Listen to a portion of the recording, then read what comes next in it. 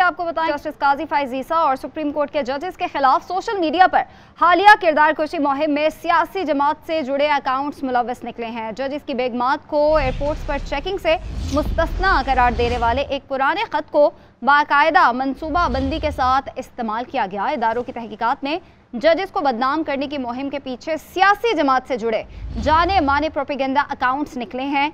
आपको अपडेट कर रहे हैं, जजेस की बेगमात को एयरपोर्ट्स पर चेकिंग से मुस्तस्ना करार देने वाले पुराने ख़त से जो प्रोपेगेंडा किया गया था, उस हवाले से ये जो फॉलोअप है वो सामने आया है। और चीफ जस्टिस काजी फैज़ ईसा और सुप्रीम कोर्ट के जजेस के खिलाफ सोशल मीडिया पर हालिया किरदार कुशी जो मुहिम चल रही थी, उसमें सियासी जमात से जुड़े अकाउंट्स के मुलव्वस होने का ये अंदेशा सामने आया है। और इसी हवाले से बात करेंगे। ब्यूरो चीफ इस्लामाबाद मियां शाहिद हमारे साथ मौजूद हैं। शाहिद, बताएगा क्या मामला है ये और कौन सी ऐसी जमात है जो ये प्रोपेगेंडा कर रही थी? देखें, गुज़श्ता दिनों को एक खबर सामने आई थी कि जजेस की फैमिली हैं, उनको मुस्तस्ना करार दे दिया गया है एयरपोर्ट पर तलाशी के हवाले से। तो इस पर जो है वो ट्रोलिंग शुरू हो गई थी।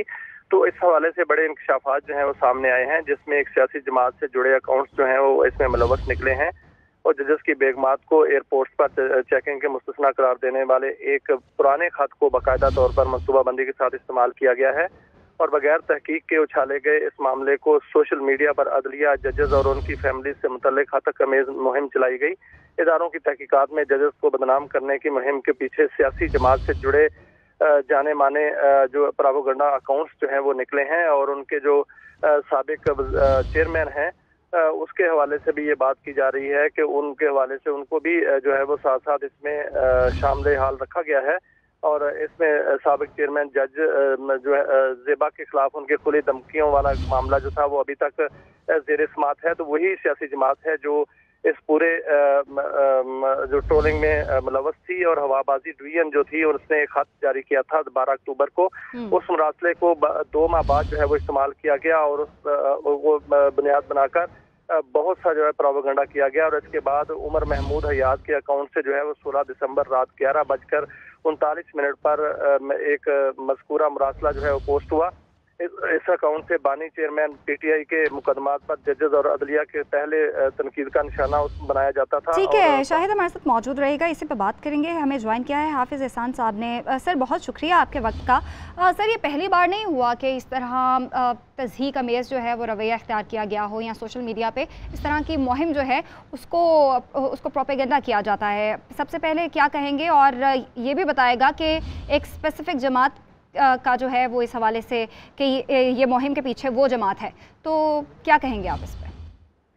बिस्मिल्लाहिर्रहमानिर्रहीम, बहुत शुक्रिया आपका। ये बड़ी काबिल मज़म्मत बात है कि पाकिस्तान की जुडिशरी या पाकिस्तान के जो और इंस्टीट्यूशंस हैं उनके अंदर जो लोग बैठते हैं उनको इस तरह सोशल मीडिया के जरिए मिलाइन किया जाता है। और ये प्रैक्टिस जो है 2016 से ऑनवर्ड्स इस मुल्क के अंदर चल रही है।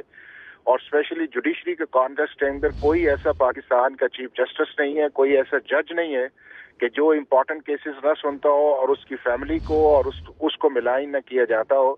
बुनियादी ऑब्जेक्टिव इस चीज़ का यही होता है कि जो प्रोसीडिंग चल रही है उसको इन्फ्लुएंस करने की कोशिश की जाए और अपने जो डिजायर्ड रिजल्ट्स हैं उनको लेके आया जाए। और यही पॉलिटिकल पार्टीज का नैरेटिव जो है इस मुल्क के अंदर चल रहा है। अब स्पेशली अगर इस केस पे भी बात की जाए तो चीफ जस्टिस ऑफ पाकिस्तान के खिलाफ जब 2019 के अंदर रेफरेंस फाइल हुआ तो उस वक्त भी एक करैक्टर असैसिनेशन की कैंपेन चलाई गई। और उसके बाद 2021 के अंदर जब रेफरेंस को क्वाश कर दिया गया एक सुप्रीम कोर्ट के लार्जर बेंच ने, तो जितने जजेस उसके अंदर शामिल थे उनके खिलाफ एक मुहिम जो है उसको चलाया गया इसी सोशल मीडिया के जरिए। और अब भी आप देखें कि जो 2-3 इंपॉर्टेंट केसेस आए हैं सुप्रीम कोर्ट के अंदर, उसी कॉन्टेक्स्ट के अंदर ये सारी चीजें। और ये भी जिस चीज को सुप्रीम कोर्ट ऑफ पाकिस्तान जो क्लैरिफाई कर चुका है कि ना उन्होंने कोई एक्सेप्शंस प्रोवाइड की है अपनी फैमिली के लिए और ना ही कोई ऐसा लेटर है, बल्कि लेटर तो ऑलरेडी जो है वो मौजूद था उस चीज के अंदर। सिर्फ उन्होंने एक क्लैरिफिकेशन जो थी वो एक लेटर लिखा रजिस्ट्रार ऑफिस ने और उस क्लैरिफिकेशन जो 12 अक्टूबर थी उसके बाद आप ये देखें कि जो ही उनकी फैमिली ने डिपार्ट किया टर्की के लिए उसी वक्त जो है अगले दिन वो सोशल मीडिया के ऊपर वो लेटर्स भी आए और उसके बाद जो मिलाइन करने की कोशिश की गई।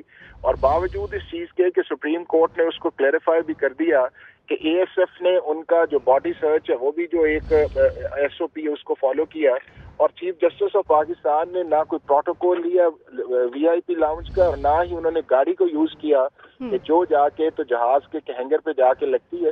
لیکن اس کے باوجود یہ کرنا، اس کی بنیادی وجہ میں سمجھتا یہ ہوں کہ چونکہ ہمارے ملک کے اندر بہت سارے ایسے لوگ ہیں جو پاکستان کے اندر یا باہر ہیں، وہ سمجھتے ہیں کہ ہمارا جو الیکٹرک سوشل میڈیا کا لا جو ہے وہ ایک آؤٹ ڈیٹڈ لا ہے جو 2016 کے اندر، جس کو ہم ٹیکا لا کے نام سے جانتے ہیں. اور دنیا 2023 کے اندر جو ہے وہ اتنے لاز اپنے بنا چکی ہے، یعنی فیک نیوز کے اوپر، کریکٹر اسیسینیشنز کے اوپر، سوشل میڈیا پلیٹ فارمز کے اندر. تو ہمارے ملک میں چونکہ ایسا لا ہے نہیں ہے، اور اگر وہ لا نہیں ہے تو پھر لوگ اس کو ایکسپلائٹ کرتے ہیں، اور ایکسپلائٹ کر کے نہ صرف جو ہے وہ اپنا ایجنڈا آگے لے کے جاتے ہیں، بلکہ پبلک اوپینینز کے اندر جا کے انسٹیٹیوشنز کو ڈسکریڈٹ کرتے ہیں، چاہے ہماری جوڈیشری ہے، چاہے ہماری پارلیمنٹ ہے، چاہے ہماری اسٹیبلشمنٹ ہے.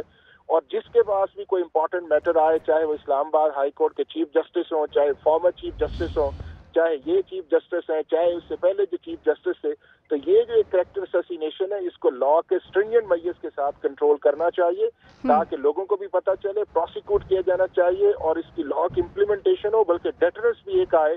جو دنیا کے اندر آپ دیکھیں کہ جو ایڈوانس کنٹریز ہیں، جس میں فرانس ہے، جس میں یونائٹڈ کنگڈم ہے، USA ہے، سنگاپور ہے، ملیشیا ہے، سب نے اپنے اپنے لاز کو ماڈیفائی کیا اور چینج کیا سوشل میڈیا. چونکہ یہ ایک بہت بڑا پلیٹ فارم ہے، دنیا کی 8 ارب آبادی ہے، اس میں 5 ارب سے زیادہ لوگ جو ہیں وہ سوشل میڈیا کا پلیٹ فارم یوز کرتے ہیں، اور پاکستان کے اندر 10 کروڑ سے زیادہ لوگ جو ہیں وہ انٹرنیٹ یوزرز ہیں.